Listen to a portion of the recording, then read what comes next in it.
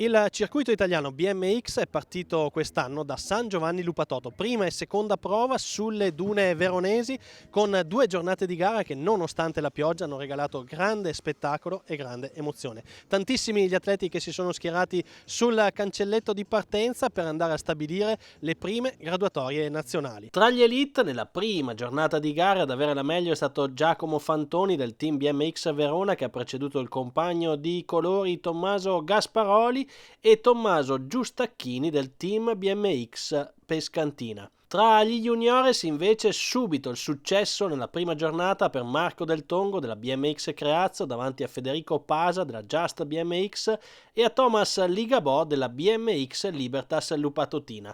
La società di casa che ha incassato un altro podio anche tra i Master 17+, dove ad aggiudicarsi il successo è stato Giulio Marchetto della BMX Creazzo davanti a Manuel De Vecchi e a Roberto Cristofori proprio della società bianco-rosso-nera. Tra le donne open infine da segnalare il successo di Marica Gaiazzi dell'Audace Sportiva Besnate davanti a Maria Spiazzi del team BMX Verona e a Sara Farina della Just BMX. Le gare del sabato hanno visto grandi protagonisti anche gli allievi, con Mattia Colombo dell'Audace Sportiva Besnate che ha preceduto William Gaule della team BMX Pescantina e Lorenzo Mattei della BMX Garda Trentino. Tra gli esordienti del primo anno, successo per Giulio Troncon della BMX Creazzo davanti a Leonardo Galassi e Andrea Pusci, mentre tra gli esordienti del secondo anno a festeggiare il successo alla prima uscita stagionale è stato Liam Tomizioli della BMX Pescantina, che ha preceduto Enea Broggio della Libertas Lupatotina e Tommaso Ritardati della Carisma Team. La seconda giornata di gare si è aperta poi con un meteo più clemente e soprattutto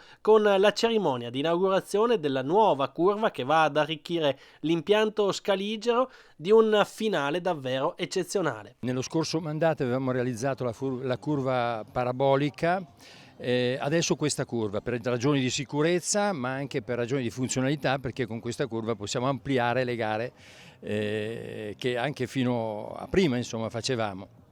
E devo dire la soddisfazione è enorme, perché abbiamo una società sportiva che ha fatto dei passi da gigante negli anni e ha saputo valorizzare al meglio, diffondendo i valori dello sport in questa specifica disciplina. Stiamo facendo molto per lo sport a San Giovanni Lupatoto, ci sono svariati milioni di euro anche attraverso il PNRR, devo dire. Tra le discipline che hanno raggiunto i risultati più alti però la BMX c'è sempre, a livello nazionale, a livello internazionale. Abbiamo avuto anche qualche atleta che ha gareggiato in America lo scorso anno, e quindi l'amministrazione vuole continuare ad investire. Sappiamo che questa è la maniera giusta per investire nello sport, con tutti i valori che ha con sé lo sport, se vogliamo costruire una città sostenibile, inclusiva e che sappia realmente contribuire anche a livello mondiale ad una umanità sempre migliore. Siamo con Deborah Lerin, assessore alle politiche giovanili del comune di San Giovanni Lupatoto, una BMX che ovviamente lavora con i giovani, li porta qui su questa pista a fare tanta esperienza e a divertirsi. Assolutamente, è una grande soddisfazione poter vedere raccolti oggi in questa manifestazione così tanti giovani che non solo sono delle zone ma anche arrivano da molte parti dell'Europa, per cui una soddisfazione per l'ambito sportivo ma soprattutto dedicato ai giovani. Giovani per dire che lo sport è di tutti e per tutti, e nelle giornate come oggi moltissime famiglie si incontrano per motivi positivi ed è bello l'esempio che possono dare i giovani a tutti presenti, perché lo sport aiuta non solo il corpo ma anche la mente ad essere dei giovani migliori per il futuro di domani.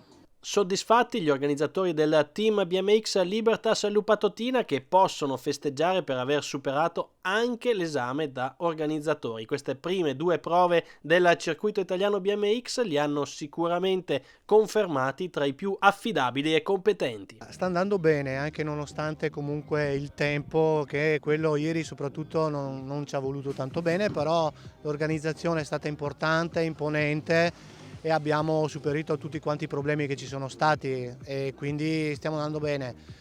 505 iscritti, tra cui quasi 40 stranieri, addirittura dalla Finlandia, quindi un inizio campionato italiano molto molto molto potente. Oggi è la seconda tappa, quindi sarà anche questa incentrata proprio sui risultati di tutti gli atleti e di portare a casa maggior punti possibili, e tutto il circo qua sta funzionando bene, dai. Come vi siete organizzati per accogliere al meglio atleti appassionati sostenitori della BMX?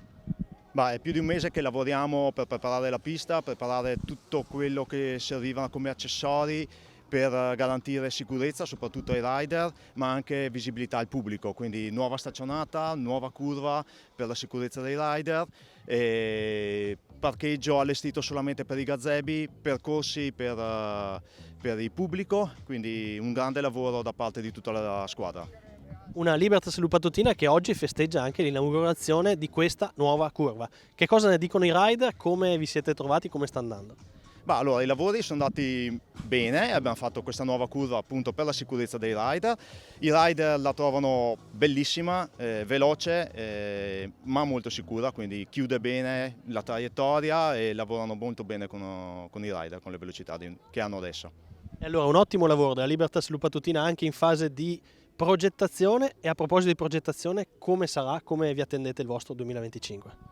Allora le speranze sono sempre quelle che il 2025 ci porti grandi soddisfazioni, ma comunque diciamo che con i ragazzi che abbiamo, nonostante tutto, è sempre una soddisfazione, quindi ben vengano i risultati, ma soprattutto ragazzi che corrono, che hanno la passione per il ciclismo, per questo tipo di ciclismo qua anche, che è molto molto molto particolare e che insegna a stare bene in bici, insomma, ecco, quindi i nostri progetti sono quelli di far felici i ragazzi.